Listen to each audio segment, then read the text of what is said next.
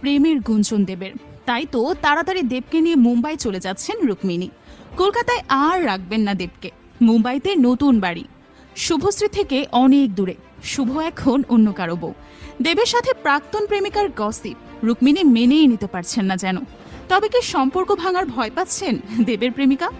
এবার মায়ানগরীতে বিয়ে করছেন। এতদিনের অপেক্ষার অবসান হতে চলেছে। যদিও নেটিজেনরা যা বলে তার কিছু তো ঘটে।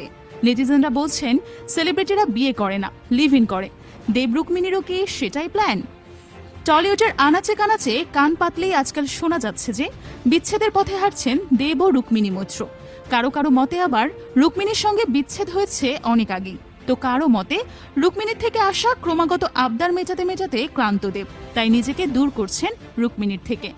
কিন্তু এবার শোনা যাচ্ছে রুক্মিণীকে নিয়ে দেব চললেন মুম্বাইতে। মুম্বাইয়ে বেড়ে ওঠা দেবের, সেখান থেকেই গ্ল্যামার দুনিয়ার হাতছানি।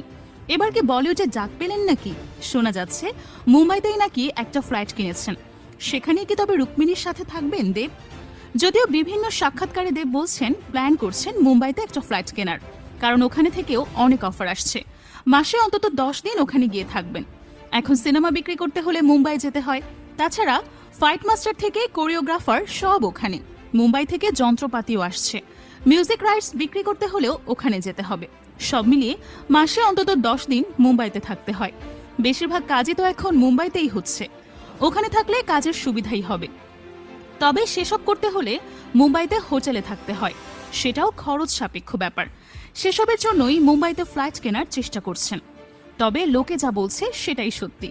যদিও সেলিব্রিটিদের কাছে এটা নতুন ব্যাপার নয়, সারাদিন করতে অভ্যস্ত। তাই যা রটে তার কিছু তো ঘটে। ওই ফ্ল্যাটে যে রুক্মিণী থাকবেন তাও জানিয়ে দিলেন দেব। তার মতে অনেকদিন ধরেই মুম্বাইতে শিফট করার চেষ্টা করছেন রুক্মিণী, কিন্তু একা একা সাহস পাচ্ছিল না। তাছাড়া রুক্মিণী জাতীয় স্তরের অভিনেত্রী। যদিও নেটিজেনরা বলছেন এটা বলার কারণ রুক্মিণীকে সেভ করে রাখতে চাইছেন দেব।